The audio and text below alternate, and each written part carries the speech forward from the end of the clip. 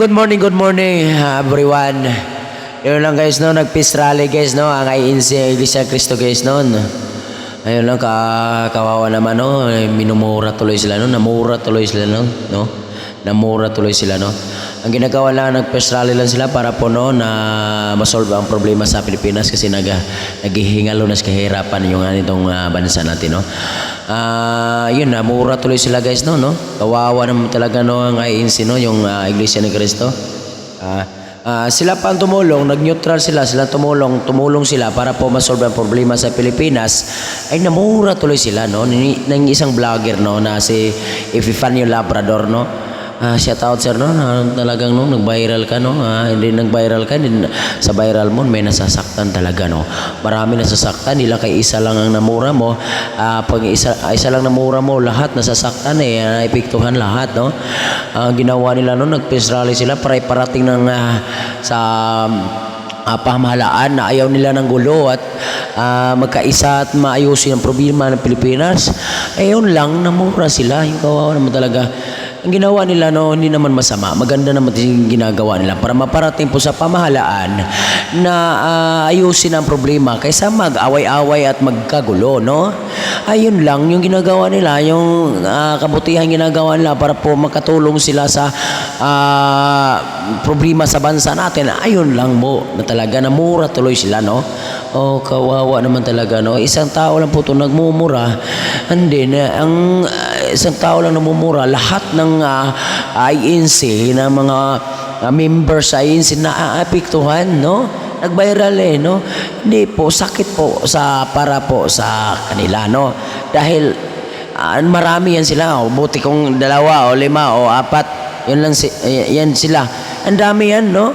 Mabuti kung ilang milyon yan sila no. Oh, kawawa naman no. Gusto lang nila tumulong, naging neutral sila no. Namura tuloy sila no. Hindi lang ordinaryong tao, hindi ordinaryong members na namumuno sa INC Iglesia ni Cristo no. Ang pinakataas po talaga, ang pinakamataas pa talaga ang binanata ng minumura no. Masakit yan no, masakit yan no. Masakit yan no? Isipin no. Si Eduardo Manalo yung pinakamataas talaga ng leader ng INC group no. Talagang masaktan talaga yung mga membro doon no. Minumura talaga no, parang mahanghang talaga, patagos talaga sa buto yung pagmumura no ni Idol Epifanio Labrador. Pasensya na sir no, nag-viral Ako hindi ako membro ng Iglesia ni Cristo, Katolik ako. Pero sa akin din no, sariling opinion ko bilang isang vlogger, bibili ako ay kahit paulit-ulit ko pakinggan, nasa social media yung pagmumura Oo. Nationwide yung pagmumura, hindi nasasaktan talaga kahit sino yung mumurahin mo nandiyan sa social media, masasaktan ka talaga. Talagang titingkag yung tinga mo doon no. Kahit may mali man ang Iglesia ni Cristo, may mali man or wala kang karapatan murahin no, kasi yung pagmumura no, hindi po yun maganda no. Hindi yan magandang pangangaral, hindi yan magandang aral, hindi yan gandang emplohiyo, hindi po, hindi yung maganda po no. Maraming mga batang nanonood or nationwide, bata man o matanda, marami po dyan no, parang nakakawala na ng respeto sa relihiyon nila sa INC Iglesia ni Cristo, yung pagmumura. Ang pinakamataas pa talaga na leader ang minumura mo no idol no. Pasensya na po talaga, pero sa akin lang, nagpapaliwanag lang ko dito o sariling opinion ko lang to no.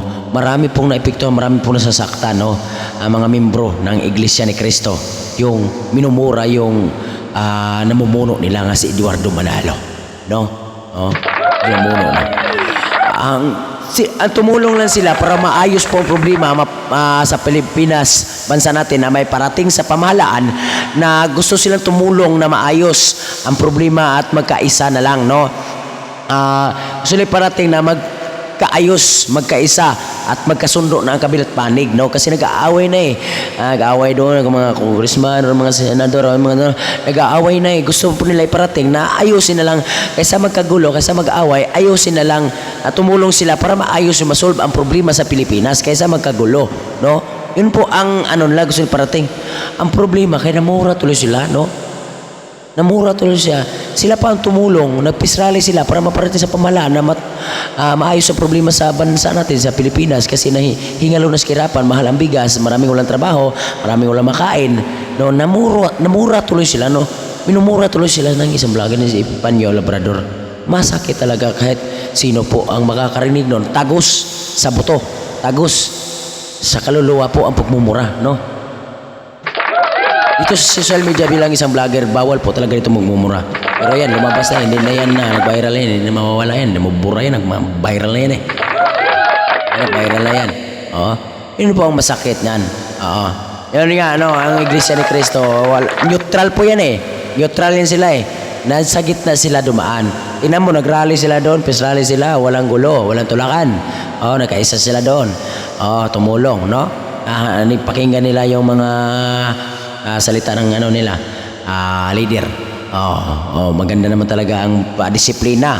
Disiplinado. At magandang samahan po ng Iglesia kaya walang gulo, no? Yun lang po, no? Pero ano lang tuloy sila namura sila, no? Yun lang, namura sila talaga. Kawawa po talaga. Ako lang pong hihingi ng pasensya sa inyo, mga taga-Iglesia ni Cristo. Maraming salamat, no, mga idol, no? Dito lang itong video ko. Sana ma-share niyo itong video ko at makarating to sa mga iba't ibang mga officials o mga members, no, sa Iglesia ni Cristo INC, at makarating po to kang idol, no, Panyo Labrador. Share niyo to, guys, yung video na to, no. Talagang okay, wala tayong magawa. Nangyari na yan, nandyan na yan eh, nag-viral na yan, hindi na mawawala yan, no. Dahil po sa init ng ulo at may galit na halos tumagos sa buto yung pagmumura. Maraming salamat sa inyo, mga idol. Sana po meron kayong matutunan dito sa aking mga payo, na sana po di umabot sa ganyan yung pagmumura, na di na umabot na sa humantong na sa di maganda, no? Maraming salamat, no? Shout out dyan sa aking mga followers, sa aking mga subscribers at viewers. Maraming salamat, and God bless sa inyo, at magkaisa tayo. Thank you so much, and God bless sa inyo.